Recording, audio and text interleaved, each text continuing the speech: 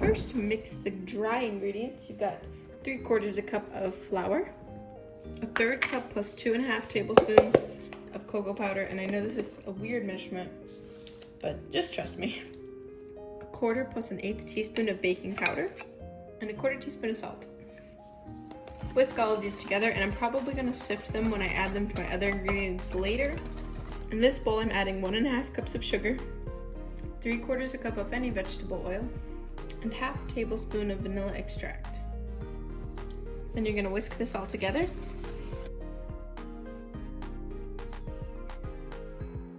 Make sure that's super combined, and we're going to crack in 3 eggs and beat those eggs in.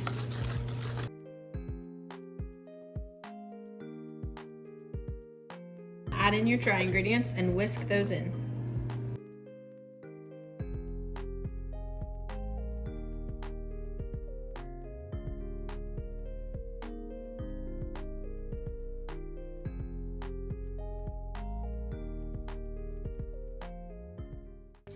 Then I'm gonna chop up about a cup of pecans.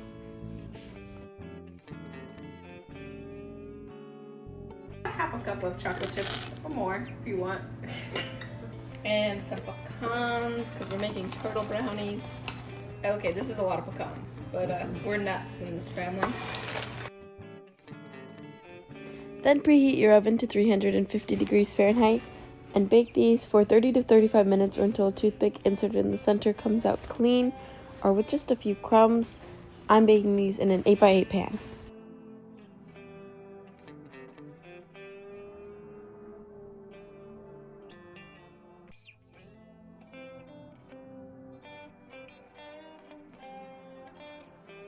Look at the brownies.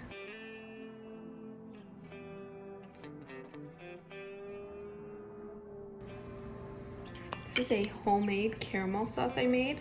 Look at my YouTube channel to see this recipe. It is so delicious. I highly recommend making your own caramel.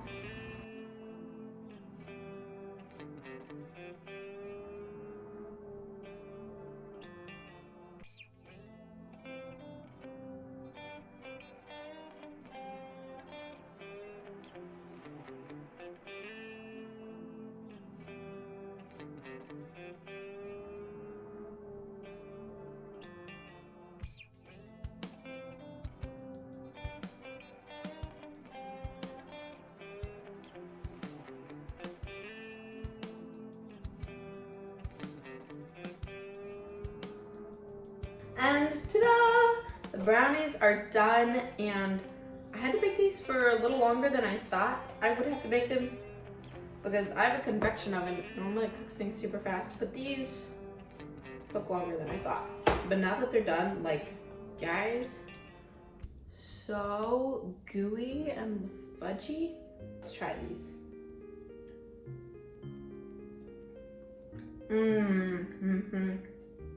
So soft and gooey. The pecans somehow like toasted while they were inside the brownie batter. So there's this really nice nutty pecan flavor and then nice caramel drizzle on top. These are so delicious. Anyway, thank you so much for baking with me today. Don't forget to give this video a thumbs up. Click the subscribe button. Let me know what else you want to see me make in the comments, and I'll see you next time. Bye.